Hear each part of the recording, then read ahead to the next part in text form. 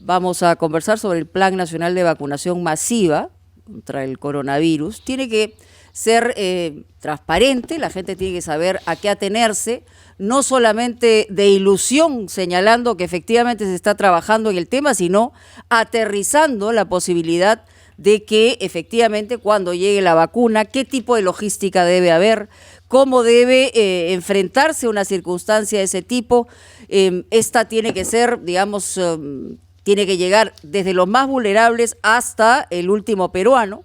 Y estamos justamente en comunicación con el defensor del pueblo, Walter Gutiérrez Camacho, quien ha representado un pronunciamiento de la Defensoría del Pueblo que está demandando justamente que se haga este Plan Nacional de Vacunación. La demanda, señor defensor, es porque hay algún temor respecto a lo que se viene trabajando en relación al manejo de el tema de vacunas. ¿Cómo están? Muy buenos días. Buenos días, Mónica, Fernando, Carlos, buenos días.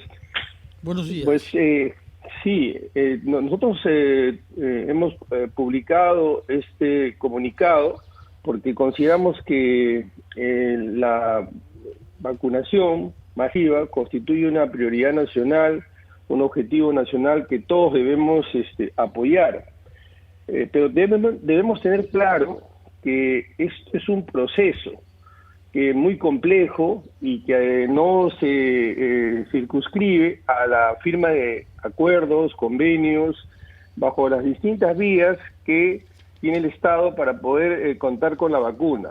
De hecho, esto también ya es un problema porque no hay la suficiente transparencia respecto a que en qué etapa nos encontramos, digamos, en este estadio en relación a los convenios. Pero además la ciudadanía tiene que entender y el gobierno tiene que comunicar que este complejo proceso tiene muchas etapas, tiene que planificarse muy bien porque vamos a requerir una logística, una cantidad de recursos humanos, la capacidad organizativa, una capacidad de planificación y de gestión enorme. Entonces, si nosotros no nos organizamos lo suficientemente, vamos a tener muy serios problemas. Peor si es que tenemos discursos un poco descompaginados, porque por un lado vemos que hay cierto optimismo, yo diría incluso un exagerado optimismo. Pero representado por el jefe de Estado, porque él es el que con entusiasmo ha señalado que ya estamos preparándonos para el fin de año, que llegue la vacuna y en el peor de los escenarios en el primer trimestre del próximo año. Nosotros creemos que el adelanto de fechas en los que podríamos, digamos, contar con la vacuna sin explicar que estamos frente a un proceso complejo en distintas etapas es, por decirlo menos, inconveniente. Es muy inconveniente si perdemos de vista, además, que todavía tenemos un promedio de 5.500 contagios, han habido más de 30.000 fallecidos y ya en este momento tenemos más de 800.000 contagiados. Y acabo de escuchar a la ministra de Salud hablar de una posible, una probable segunda ola. Sí, yo no quiero ser alarmista, pero yo creo que es inminente una segunda ola. Es inminente una segunda ola porque solo apenas entre el 25 y 30% podrían estar infectados del total de nuestra población. Esto significa que 20 millones de peruanos, más de 20 millones de peruanos, no están infectados. Si a eso le sumamos que estamos entrando a la cuarta etapa, si a eso le sumamos un evidente relajamiento, el día sábado, viernes, sábado y domingo, yo he estado por todo Lima, y es evidente el relajamiento. Y a eso le añadimos que tampoco tenemos un plan, por lo menos no lo conocemos, un plan o planes de contingencia, prevención, estudio de escenarios que podrían ser posibles en una segunda ola, por supuesto que a la Defensoría le preocupa. Entonces, creo que hay un exagerado optimismo. Yo entiendo que los políticos tienen que ser optimistas, pero ese optimismo tiene que venir acompañado de acciones concretas, de planes, de capacidad organizativa y sobre todo de una correcta comunicación, porque discursos descompaginados entre una autoridad y otra lo que hace es confundir a la población, genera desconcierto, incertidumbre, inseguridad, y cuidado que esto también puede incentivar a bajar la guardia. De manera que el comunicado de la Defensoría del Pueblo tiene ese propósito, tiene el propósito de decirle a las autoridades, a todas y de todas las instancias, decirles que es fundamental transparentar cada etapa en la que estamos, tanto en el proceso de vacunación como en el proceso de contención de una segunda ola. Defensor, vamos a ir a una pausa inmediatamente, por supuesto que hay preguntas pendientes de nuestros compañeros Fernando y Carlos, pero obligatoriamente tenemos que ir a este receso y regresamos en unos minutitos. Volvemos con esto. Seguimos en Ampliación de Noticias, estamos Fernando Carballo, Carlos Villarreal, conversando con el Defensor del Pueblo, el doctor Walter Gutiérrez Camacho, y por supuesto hay varias interrogantes todavía pendientes. Fernando. Sí, buenos días, defensor. Usted desde hace mucho tiempo ha preconizado que el Estado tenga transparencia en todo aquello que los ciudadanos tenemos derecho a saber. Acá estamos ante un desafío mayor porque en principio los 33 millones de peruanos debemos vacunarnos en un momento u otro. ¿Qué es lo que teme usted que la falta de transparencia cause? Porque la producción de esta vacuna es objeto indudablemente de una lucha comercial entre farmacéuticas diferentes y lucha geopolítica. También hemos visto la actitud de China y de Rusia. Y por otra parte, en el Perú tenemos informaciones que han habido algunas dificultades con los ensayos de Oxford a AstraZeneca e incluso algunas modificaciones extrañas de nombres en el portal digital del Instituto Nacional de Salud. Yo quisiera comprender qué es lo que está tras las líneas del comunicado de la Defensoría, qué es lo que teme usted que se puede estar produciendo y que tenga como consecuencia negativa que algunos peruanos no quieran dejarse vacunar. Mire, Fernando, en realidad su pregunta tiene varias líneas. En primer lugar, desde luego que al país le interesa conocer cuál es el portafolio de vacunas con el que vamos a contar, conocer los acuerdos y conocer los niveles de seguridad que tienen y que van a tener estas vacunas. Pero también nos preocupa la capacidad que vamos a tener, llegado a un determinado punto, para encarar el proceso de vacunación. Los estados modernos cuentan con enormes recursos y se arrogan competencias monopolísticas. Una de ellas es la gestión de la salud pública. El Estado peruano tiene como monopolio la gestión de la salud pública. Entonces, si esto es así, cuando menos los ciudadanos queremos que esa gestión se haga con eficiencia.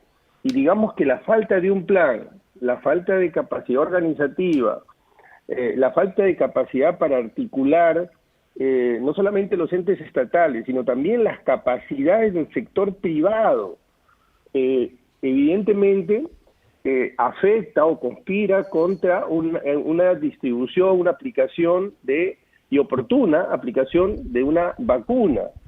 El sector privado tiene enormes capacidades materiales y humanas que tiene el Estado la necesidad de articular, dado que el Estado tiene el monopolio de la gestión de la salud Pero pública. ¿por qué no se da? ¿Por ineficiencia o por desconfianza? Yo creo que usted ha mencionado, Mónica, las dos palabras claves. No nos engañemos, y este no es un problema de este gobierno, es un problema que tenemos probablemente en los últimos 40 años. El Estado tiene una pésima capacidad de gestión pública. Esto es evidente. Fue en RPP, en abril, que dimos cuenta de los planes de prevención y contingencia que tenían que hacer los gobiernos regionales. Incluso el propio Ejecutivo se equivocó porque le dio 24 horas para que elabore esos planes de contingencia. Nosotros hicimos un informe y dimos cuenta en RPP, le estoy hablando de abril, y en ese momento decíamos que ni siquiera se habían articulado los subsistemas de salud estatal, y menos con el sector privado, y menos con otros entes que no necesariamente están vinculados con la salud, pero tenían o podían contribuir a la salud. Por ejemplo, para la vacuna vamos a necesitar aviones, helicópteros, camiones, espacios donde pueda... Cadena de frío, que es algo importante. Sí, en efecto. Y también almacenaje a menos de 70 grados, personal. Entonces, entendamos la dimensión, la magnitud. Esto no es un acto, es un proceso que va a durar meses. Esa es la preocupación que está en el comunicado, y por eso decía que no es solamente el contrato, no es solamente la seguridad de la vacuna, sino todo este proceso. Y en el medio, y con esto concluyo la respuesta a la pregunta de Fernando, y en el medio tenemos que hacer frente también a la probabilidad, a la enorme probabilidad de una segunda ola, para lo cual tampoco conocemos los planes de contingencia, de prevención. Si existen, y yo espero que así sea, hoy lo voy a demandar, lo voy a pedir en el Consejo de Estado, tienen que hacerse público. ¿Y por qué tienen que hacerse público? Porque la ciudadanía no solo necesita conocer, necesita contribuir a ese plan. Pero ¿cómo puede contribuir? ¿Cómo puede participar de aquello que no conoce? Sí, defensor, justamente usted hablaba del tema articulación, y a propósito hoy tendremos dos reuniones importantes. Usted hablaba de la reunión del Consejo de Estado, en donde de seguro se va a tocar ese tema de la estrategia contra la pandemia, y además la del presidente de la República con el presidente del Congreso. ¿Qué temas o acuerdos deben tomarse entre ambos para que esta reunión no sea meramente protocolar, para que no sea una reunión para la foto, como se dice? ¿Qué aspectos fundamentales se deben tocar en esta reunión entre los presidentes de la República y el Poder Legislativo? Bueno, yo mencionaría tres fundamentales. En primer lugar, todos los esfuerzos de la sociedad y el Estado, y cuando digo el Estado me refiero absolutamente a todos los entes, empezando por el Ejecutivo y el Legislativo, deben estar orientados, enderezados a prevenir una segunda ola, contener el virus. Esto en primer lugar, porque no se debe decir que la vacuna va a venir dentro de 2, 3 o 4 meses si es que no tenemos absoluta claridad. Y lo segundo, organizarnos para todo este complejo, largo y dificilísimo proceso de vacunación con absoluta claridad en cada una de las etapas e información muy activa al respecto de la ciudadanía. Y en tercer lugar, algo que es fundamental, también tenemos que hacer un pacto, una suerte de tregua, enderezar también todos nuestros intereses en reactivar la economía, en activar determinados proyectos, porque no vamos a tener capacidad fiscal para los próximos años. Desafortunadamente, hemos echado mano, porque las circunstancias lo han exigido, hemos echado mano de los recursos que hemos tenido. Pero los derechos que nosotros vamos a demandar, salud, educación, seguridad, infraestructura, los próximos 5 o 10 años, solo van a ser posible solventarse si logramos hacer que la economía Pero ve usted, crezca. defensor, una disponibilidad, una actitud positiva en cuanto a una relación cordial, fluida entre poderes ejecutivo y legislativo. Bueno, como usted ve, y esto lo he repetido más de una vez, yo siempre soy pesimista de la realidad, pero optimista del ideal. Yo siempre, en ese contexto de dificultades, siempre creo que es posible encontrar un espacio de acuerdo. Y en todo caso la Defensoría, en su rol de articulador, de colaborador crítico, hará los esfuerzos para que así sea. Y los candidatos a la presidencia, dado que vamos a iniciar un proceso electoral, estamos ya en un proceso electoral, deberían pronunciarse sobre estos temas, no con un carácter ni populista, ni de oferta política, sino díganos cuáles van a ser los consensos sobre los cuales vamos a transitar los próximos 5 años, respecto de estos temas, de los que acabo de mencionar. Muy bien. Defensor, Quisiera preguntarle algo brevemente también, saber si en la sesión de esta tarde en el Consejo de Estado se va a abordar el tema de la ONP, puesto que, como usted sabe, estamos ante la eventualidad de una promulgación de esta ley por insistencia, con la oposición del Ejecutivo que ha observado esta ley y que en consecuencia podría presentar un recurso ante el Tribunal Constitucional. Bueno, brevemente le diré, Fernando, no lo sé, no sé si se va a abordar, pero le puedo anunciar que la Defensoría el día martes va a sacar un pronunciamiento respecto de este tema. Nosotros compartimos la preocupación del Congreso, pero la ruta, el camino escogido puede ser no solamente de hecho es inconstitucional, sino puede ser la estocada final a una institución que no se conoce lo suficiente. Es una institución que cumple muchas funciones, pero que apenas se conoce alguna de sus funciones, y además preserva un derecho que es básico, el derecho a la pensión. Pero seguro que habrá oportunidad para que nosotros desarrollemos este comunicado que vamos a sacar respecto a este proyecto de la ONP, esta norma que se pretende aprobar sobre la ONP. A veces los dichos encierran cosas muy ciertas, que es el remedio peor que la enfermedad, y ahí estamos en una circunstancia difícil. Muchas gracias al defensor del pueblo, al doctor Walter Gutiérrez, por estar con nosotros en Ampliación de Noticias. Titulares y regresamos.